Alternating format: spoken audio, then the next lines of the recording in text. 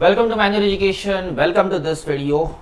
तो वापस आ गया है एक नए वीडियो के साथ। सीईटी पीजी सीयूईटी 11 एंड 12 2025 के लिए जो ग्रामर सेक्शन है उसमें से मोस्ट एक्सपेक्टेड क्वेश्चंस जो कि एग्जाम में एक्सपेक्ट किए जा सकते हैं उनके रिगार्डिंग आज हम डिस्कशन करने वाले हैं। तो stay tune till the last of the video guys. Book और पेन लेके बैठ जाओ क्योंकि जो भी डिस्कशन होगा एग्जाम ओरिएंटेड होगा, आपके लिए बेनिफिशियल होगा, आपकी एग्जाम क्रैक करने के लिए बेनिफिशियल होगा। तो वीडियो को लास्ट तक देखना। और हाँ, अगर इन बिटवीन वीडियो में आपको सीखने मिल जाना तो लाइक बटन हिट कर देना और इस वीडियो को शेयर जरूर कर देना, ठीक है। चलो आगे जाते हैं। Now crash course guys launch हो चुके हैं। क्रैश कोर्स की लाइव बैचेस लॉन्च हो चुकी है फॉर द सीईटी पीजी। जो टिस की एग्जाम थी वो सीईटी पीजी, उसके लिए क्रैश कोर्स लॉन्च हुए हैं। तो लाइव ऑनलाइन ज्वाइन करना है आपको तो you can connect on 8828581455 and if you want to join a classroom coaching so you can visit at the Mumbai center, Borivali, Vasai, Dadar and Thane, Andheri, and also if you are in Pune you can connect over the center। चलो अब बात करते हैं questions के बारे में। देखो question की बात करूंगा तो सीईटी 11 एंड 12 में सीईटी 11 में इतने क्वेश्चंस नहीं है। There are the lack of probability कि वहां पे आपको ग्रामर के क्वेश्चन ज्यादा देखने मिला तो एक हाथ दो मिलेगा क्योंकि बहुत ही कम वेटेज है। लेकिन सीईटी 12 में आपको जो है पोर्शन अच्छा खासा ग्रामर का मिलता है। तो थोड़ा सा उसके अंदर आपको मॉडरेट लेवल से लेके डिफिकल्ट लेवल के क्वेश्चंस मिल सकते हैं। समवेयर आपकी प्रिपरेशन अगर एवरेज लेवल की है, लाइक आप योर कह सकता हूं कि अगर आप प्रिपरेशन में एवरेज हो, एवरेज का मतलब मेरा ये है कि आप ग्रामर को बेसिक जानते हो, ठीक है, ग्रामर के क्वेश्चन को अप्रोच कैसे करना है वो आप जानते हो, रूल्स को समझते हो, तो yes for you exam would be moderate level to difficult level, but if you are practiced well with the question so then आपके लिए ये क्वेश्चन जो होंगे वो easy to moderate level के हो सकते हैं। तो चलो देखते हैं क्या क्वेश्चंस के टाइप है, कैसे क्वेश्चंस की फ्रेमिंग है। एज वी नो कि हम लोग क्वेश्चन की फ्रेमिंग को इन वीडियोस में डिस्कस कर रहे हैं, तो अब हम यहाँ पे देखते हैं कि इनको कैसे सॉल्व करना है। चलो देखो, सॉल्विंग पार्ट पे ज्यादा ध्यान नहीं होगा, इंपॉर्टेंट है कि कैसे पार्ट को लिखा गया है, कैसे क्वेश्चंस को फ्रेम किया गया है। तो देखो एरर डिटेक्शन के क्वेश्चन में which part of the following sentences needs improvement to make the sentence grammatically correct. ये एक टिपिकल इंस्ट्रक्शन जो दिया हुआ है। अब इतना बड़ा इंस्ट्रक्शन पढ़ने की जरूरत नहीं है आपको। अगर हाईलाइटेड पार्ट दिख जाता है need improvement, that means what, it is a separate improvement, sentence improvement वाला क्वेश्चन, राइट। चलो अब यहाँ पे क्वेश्चन 1 को देखोगे तो सेंटेंस की लेंथ बड़ी अच्छी खासी है, so it will take a time to read. तो आई वुड रिकमेंड यू कि सीयूईटी पीजी के ग्रामर सेक्शन में आपकी रीडिंग हैबिट जो है वो अच्छे लेवल की हो तो आपके लिए थोड़ा सा एज हो जाएगा। The software update was designed to fix bugs and improve user experience, but it also introduced several new problems and reduced the performance of the system। यहाँ पे एक चीज नोट करो गाइस, आपको अंडरलाइन पार्ट यहाँ पे नहीं मिल रहा है, आपको ऑप्शंस में से समझना होगा क्या अंडरलाइन पार्ट है। तो देखो यहाँ पे क्या किया है, और इन्होंने एक्चुअली पार्ट को डिवाइड करके, तो सेंटेंस को डिवाइड करके रखा हुआ है इन शॉर्ट। अब देखो यहाँ पे इन्होंने क्या किया है, reduce the performance, option 1 A B C। यहाँ पे देखो क्या लिखा है, reduce the performance of the system, ठीक है। Then next and reduce the performance of the system. Next उन्होंने लिखा हुआ है design to fix the bugs, and यहाँ पे उन्होंने दिया है the software updates was design. तो यहाँ पे आंसर करने के लिए इन्होंने एक सिंपल आइडिया यूज किया हुआ है कि यहाँ पर देखो प्रॉब्लम्स, अब यहाँ पे एंड की जरूरत ही नहीं है, इट्स अ लाइक एक्स्ट्रा कुछ, मतलब कैसे बोल सकते हैं हम लोग इसको, रिडंडेंसी बोलते हैं टेक्निकली ना, इसको रिडंडेंसी बोला जाता है, ठीक है। मैं टेक्निकल वर्ड जानबूझ के यूज नहीं कर रहा हूँ क्योंकि ऐसा होता है ना कि सब लोग वीडियो देख रहे हैं, जो बेसिक लेवल नहीं भी समझते वो भी ये वीडियो देखेंगे और जो एक्सपर्ट लेवल पे बैठे हैं वो भी देखेंगे। तो ये वीडियो उनके लिए भी है और आपके लिए भी है जो एक्सपर्ट लेवल पे बैठे हो। तो यहाँ पे टेक्निकल वर्ड यूज करना थोड़ा सा ऑकवर्ड हो जाएगा, उन बच्चों के लिए समझना डिफिकल्ट हो जाएगा। तो simply saying it is a wordiness, ठीक है। ये वर्डीनेस होता है जहां पे हम लोग जिस वर्ड को यूज नहीं करना होता है, अननेसेसरी होता है, उनको हम यूज करते हैं। नाउ तो यहाँ पे आंसर ये होगा बाय द वे, ठीक है। अब आप जरा इसके बारे में रिसर्च करना अपने नोट्स में और मुझे कमेंट बॉक्स में बताना कि ये एंड जो है यहाँ पे यूज क्यों नहीं किया गया, why it is a redundancy, क्यों रिडंडेंसी है, क्यों, वो कमेंट बॉक्स में जरूर बताओ, ठीक है। सेकंड क्वेश्चन ये आपके लिए मैंने जानबूझ के इंटेंशनली छोड़ा हुआ है। सेकंड क्वेश्चन ये पीवाईक्यू में से है तो जरूर इसको अटेम्प्ट करने के लिए ट्राई करो। A virus is a piece of software code created to perform malicious activities and hampered resources of computer system like CPU, memory, personal files और सेंसिटिव इंफॉर्मेशन। सेंटेंस दिया हुआ है, आपके पास 4 ऑप्शंस है, you have to decide which one is incorrect, कहां पे error है, and which part have to improve, ठीक है, वो आपको आंसर करना होगा। अब यहाँ पे आंसर कैसे करोगे, आप मुझे कमेंट बॉक्स में ये बताओगे कौन सा आंसर है। With that you have to specify the reason. First of all आप बताओगे आंसर कि आंसर मेरा क्या है, and then you will tell me the rule कि सर ये इस वजह से ऐसा हुआ है। That rule you will mention in the comment box. चलो नाउ क्वेश्चन नंबर 3 को देखो। The research conducted by team aims to identify the causes of climate change and recommend policies to mitigate its impact on the environment. Answer would be A, जहां पर and recommend लिखना जरूरी था। यहां पर देखोगे तो ये एंड रेकमेंड पॉलिसी लिखा हुआ है। अब यहाँ पे ध्यान से देखना, यहाँ पे चेंज करने की कोई जरूरत नहीं थी, तो सिंपली यहाँ पे आपको ऑप्शंस नहीं मिलेगा कि नो इंप्रूवमेंट वगैरह, ऐसा ऑप्शंस नहीं होगा। तो आपको क्या करना है, जो करेक्ट सेंस में है उसी को सिंपली आप जो है आंसर कर दो। यहाँ पे और कुछ करने की जरूरत नहीं है, सिंपल। हाँ, और यहाँ पर अगर ध्यान से देखोगे तो इन्होंने ये जो आंसर किया है, जैसे कि यहाँ पे लिखा ना एंड के बाद रेकमेंड लिखा हुआ है। अब आपको चेंजेस क्या करने होंगे, यहां पे मैंने ये जो बताया ना, ये उन ऑप्शंस के लिए जहां पे इंप्रूवमेंट नहीं है, यहां पे इंप्रूवमेंट है। तो कैसे होगा वो पहले समझो। The research conducted by the team aims to identify the cause of climate change and recommend policies to mitigate its impact on the environment. देखो यहां पे टू आइडेंटिफाई लिखा हुआ है। अब इसका मतलब क्या होता है कि हमें जो है एंड के बाद जो है टू यूज करना होगा, इन्फिनेटिव यूज करना होगा, जो कि यहां पे यूज नहीं किया है। दैट मींस यहां पे ऑप्शन ए जो है वो आपका एरर है। आपको एक टास्क देता हूं, सर्च अबाउट द इंफिनिटिव्स, इंफिनिटिव्स एंड जिरेंड। जिरेंड ये कौन से वर्ब के बाद में आते हैं, ईच ऑफ देम। इंफिनिटिव्स कौन से वर्ब के बाद में आते हैं और जिरेंड कौन से वर्ब के बाद में आते हैं। You have to search that, ठीक है। आप ये सर्च करो, नोट्स में लिख देना और कमेंट बॉक्स में ये बताना कि आपने ये सर्च किया कि नहीं किया है ना, how much you know about it right now, ठीक है। इनके रिगार्डिंग क्वेश्चंस आते हैं गाइस, तो B aware of it. Basic आते हैं बट यस यूजफुल है। वीए में भी अगर फिल इन द ब्लैंक्स पूछ लिया तो वहां पे भी आपको ये यूजफुल होगा। तो गाइस रिक्वेस्ट है कि इसके बारे में रिसर्च जरूर करना। जितना भी यहाँ पे मैं बोल रहा हूं ना, जितनी भी आपको टास्क यहाँ पे दे रहा हूं, वो सारे एग्जाम ओरिएंटेड है। डोंट उसको लाइटली मत लो, सिंपल है। Then 4, the project manager has outlined the objectives of a project and all team members was informed about deadlines and tasks to be completed। अब क्या ही करोगे गाइस, वापस से वही चीज वहां पे देखो। तो पैरेललिज्म के जो ये एक्चुअली क्वेश्चन जो है वो based on the previous year question pattern है। तो पैरेललिज्म का रूल जो है वो बहुत ज्यादा यूज किया गया है। Grammatically subject and verb agreement को बहुत ज्यादा यूज किया गया है। You have to be aware of it.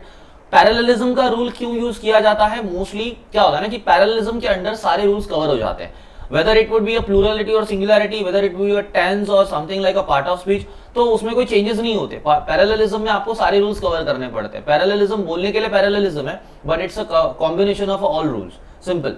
तो you have to use it, simple. चलो अब यहाँ पे देखो सेंटेंस दिया हुआ है, the marketing team developed a strategy to boost sales. तो देखो कि सारे सेंटेंस जो है ना वो लॉन्ग एक लेंथी टाइप ऑफ मटेरियल है, जो कि आपको रीड करने में टाइम कंजम्पशन होगा। सो थोड़ा सा रीडिंग से फ्रेंडली हो जाओ, रीडिंग मटेरियल्स पे फ्रेंडली हो जाओ, जिससे कि आपको रीडिंग करने में टाइम वेस्ट ना हो। और otherwise there is a simple idea कि आप स्ट्रक्चर को देखो एंड अकॉर्डिंगली आंसर करो। स्ट्रक्चर को देखना मतलब यहाँ पे आपको क्या देखना है, इसका स्केलेटन देखना है। अब इसकी स्केलेटन की बात करूंगा तो आपको क्या देखना होगा, सब्जेक्ट, वर्ब एंड ऑब्जेक्ट, ये पार्ट आपको देखना पड़ेगा। अब ये पार्ट एलैबोरेटेड है। एलैबोरेटेड का मतलब क्या कि सब्जेक्ट पार्ट में कुछ और एलिमेंट्स होंगे, वर्ब पार्ट में कुछ एलिमेंट्स होंगे, ऑब्जेक्ट में कुछ एलिमेंट्स होंगे, and that consist of whole sentence. तो आपको उसके अकॉर्डिंग जो है एनालिसिस करना होगा। चलो now talking about sentence improvement. Sentence improvement के क्वेश्चन जो है वो इजी लेवल के है, but stretching towards difficult one, ठीक है। इजी लेवल के आते हैं, बट आई वोंट से कि सब इजी होगा। अगर एक क्वेश्चन आपको इजी मिल रहा है तो एक क्वेश्चन डिफिकल्ट भी होगा। Difficult in a sense what, कि आपको रूल पता होना चाहिए। Question is easy but the rule is one, की जो रेयर होगा, माइट बी वो आप ना रीड करो, माइट बी आपको किसी बुक में ना मिले, माइट बी वो रिसर्च के पॉइंट से मिलेगा, माइट बी वो आप प्रीवियस ईयर के क्वेश्चन पेपर में देखोगे तो मिलेगा, पैरेलल एग्जाम के क्वेश्चन पेपर्स में होगा। पैरेलल एग्जाम का मेरा मतलब यहाँ पे है कि अदरवाइज जो सेम कोर्स के लिए, जैसे कि एमबीए के लिए अदरवाइज भी एग्जाम्स है, तो उन कोर्स में आपको जो है वो क्वेश्चंस मिल सकते हैं। तो टाइप ऑफ अ रिसर्च, आपकी जो प्रैक्टिस है उसके बेस पे जो आप रिसर्च करते हो, वहां पे जो आपको रूल्स मिलते हैं, वो जो स्टडी आपकी होती है ना, उसके बेस पे यहाँ पे क्वेश्चंस आते हैं। तो वो जरा आपका अच्छा होना चाहिए, तब जाके आपको ये चीजें समझ में आएगी और ईजी पड़ जाएगी, नहीं तो वो डिफिकल्ट होगा फिर आपके लिए। जैसे कि his computer is inferior then mine. अब ये जनरली देखोगे तो ये लेमैन पर्सन के लिए सही है, लेकिन जो grammatically technically well aware of है तो उसको पता होगा कि यहाँ पे देन तो बिल्कुल यूज नहीं होगा, देन नहीं यूज होगा, तो क्या यूज होगा? ये क्वेश्चन आया होगा, ये क्वेश्चन आपके लिए है, आप बताओ क्या यूज होगा, कमेंट बॉक्स में आंसर बता देना, ठीक है। Now she enjoys to read books in the evening, क्या लिखा है? She enjoys to read book. अब देखो यहां पे एक रूल है, एक्चुअल में रूल ये है कि जो एंजॉयज लिखा हुआ है ना, एंजॉयज लिखा हुआ है, इसके आगे इंफिनिटिव यूज नहीं होता, इंफिनिटिव यूज नहीं होता, आपको जेरेंड यूज करना पड़ता है। क्या यूज करना पड़ता है? जेरेंड यूज करना पड़ता है। अब जेरेंड यूज करोगे तो क्या होगा? जेरेंड का फॉर्म क्या होता है? जेरेंड का फॉर्म होता है वी प्लस आईएनजी, ये जेरेंड का फॉर्म होता है। Why it is gerund? Because ये नाउन प्लेस पे यूज होता है, ये noun as a noun place पे यूज होता है या एज अ नाउन यूज होता है, ठीक है।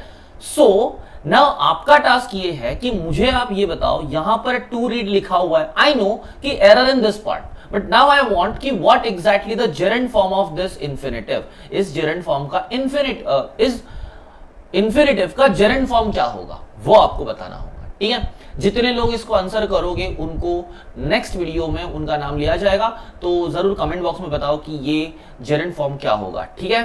शाउट आउट मिलेगा, वही है। चलो नाउ थर्ड क्वेश्चन देखो, I will call you when I will arrive. अब यहां पर अगर पता चलेगा तो देखो यहां पे आई विल लिखने की जरूरत नहीं थी, ये रिडंडेंसी का पार्ट हो गया, ग्रामेटिकल रिडंडेंसी हो गई, जहां पे विल यूज किया हुआ है ऑलरेडी। तो आपको नेक्स्ट जो है वो आपका बेस वर्ब होना चाहिए, बेस फॉर्म होना चाहिए ग्रामर का।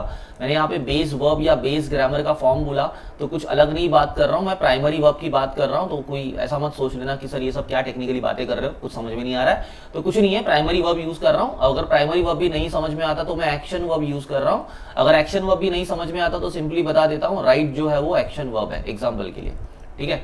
तो उसकी तरह अराइव भी एक जो है वो बेस वर्ब है, there is no kind of a different type of verb, कुछ ऐसा फॉर्म यूज नहीं किया है, V1 V2 V3 वगैरह कुछ यूज नहीं किया है, तो वो आपके लिए डिफिकल्ट हो जाएगा अगर मैं वैसे बात करूं। तो यहाँ पे मैं सिंपली बता रहा हूँ।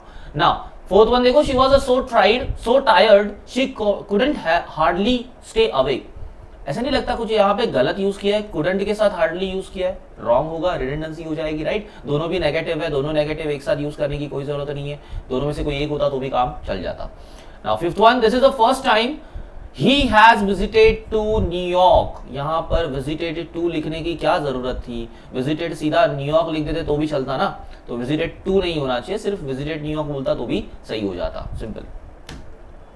Now miscellaneous type of question, sentence improvement and error detection में जो देखा वो वैसे ही कुछ अदर टाइप ऑफ क्वेश्चंस भी आते हैं, जैसे कि यहाँ पर देख लो, identify the adverb in the given sentence. Guys क्या ही बोलूं मैं, ये 6th स्टैंडर्ड से लेकर 10th स्टैंडर्ड तक में हम लोग पढ़ते हैं, तो ये ग्रामर का एकदम ही बेसिक पार्ट है जो कि आपको पता होना चाहिए। अब यहाँ पर एडवर्ब क्या है आप ही बता दो, एडवर्ब क्या है यहाँ पे, क्योंकि ये अगर एक्सप्लेन करने में लग गए तो फिर कॉम्पिटिटिव एग्जाम ही क्या बची, ठीक है। तो आप बेसिक है, ये बेसिक का आंसर दे दो अभी। चलो now from the given options choose the right answers to correct the error in the following sentence. यहाँ पर देखो फिर से काइंड ऑफ मैंने इसको जानबूझ के यहाँ पे डाला हुआ है, क्योंकि ये जो पार्ट ऑफ द है ना, लाइक ये क्वेश्चन जो है ना, ये मिसलेनियस में मैंने इसलिए डाला हुआ है कि आप लोग कभी कभी क्या करते हो ना, एरर डिटेक्शन के क्वेश्चन जो है वो एक आध आता है तो आप उसको मिसलेनियस समझ लेते हो, तो मिसलेनियस भी यहाँ पे इंपॉर्टेंट हो जाएगा because it is an error का part, again it's error detection only, ठीक है।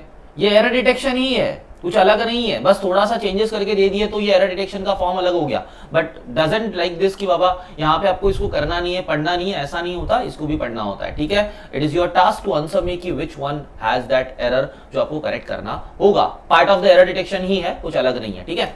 चलो नाउ यहाँ पर देखो, indirect speech, direct speech to indirect speech के रूल्स यूज करने हैं, सिंपल है। Direct speech, indirect speech, active voice, passive voice का कोई भी क्वेश्चन आता है गाइस तो आप सिंपली रूल अप्लाई करो, चार्ट्स मिल जाते हैं, चार्ट्स पे पढ़ाई करो, चार्ट्स के ऊपर सारे रूल्स होते हैं, सारे फॉर्मेशंस होते हैं, सिर्फ फॉर्मेशंस पता होनी चाहिए, प्रैक्टिस होनी चाहिए, रूल्स में देखोगे आंसर मिल जाएगा, no need to think about it, no need to do anything about it, ठीक है। और अगर इसमें भी एक हिंट दे दूं ना, तो जो भी फीलिंग आती है ना सेंटेंस को पढ़ने के बाद, वो फीलिंग के अकॉर्डिंग आपका ये जो है ना, ये आपका वर्ब होना चाहिए। इस वर्ब को क्या बोलते हैं? रिपोर्टिंग वर्ब कहा जाता है, इसको कहा जाता है रिपोर्टिंग वर्ब, इसको रिपोर्टिंग वर्ब बोला जाता है। तो ये रिपोर्टिंग वर्ब जो है वो आपका क्या होना चाहिए?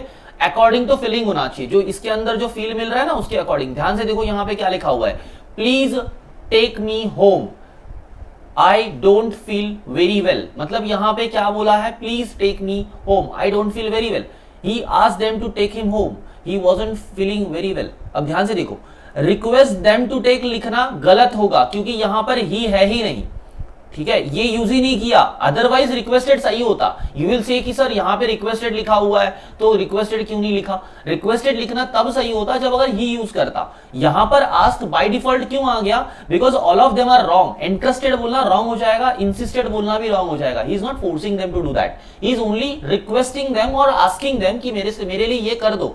आस्क एंड रिक्वेस्ट दोनों में ज्यादा डिफरेंस नहीं होता।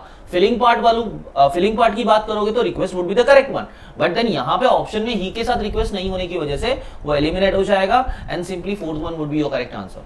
ठीक है, तो अकॉर्डिंगली आपको आंसर करने आने चाहिए गाइस, समझ में आ रहा है। So this much of this video.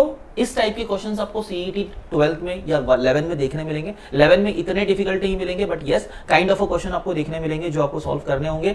And 12th में अगर बात करूं तो 12 में सीओपी 12 में जो है वो काइंड ऑफ अ क्वेश्चंस इसी तरह से होंगे, मॉडरेट डिफिकल्ट क्वेश्चन, इजी भी होंगे sometimes, but depends upon your preparation, how you are preparing for the given exam and that study. ठीक है, चलो नाउ अगर वीडियो में बहुत कुछ आपने सीखा ही होगा, आई होप आपने सीखा ही है, और बहुत सारे नोट्स भी आपने निकाले होंगे, तो इतना बेनिफिट उठाया तो लाइक कर दो यार, शेयर भी कर दो वीडियो को, एंड चैनल को सब्सक्राइब करना मत भूलना।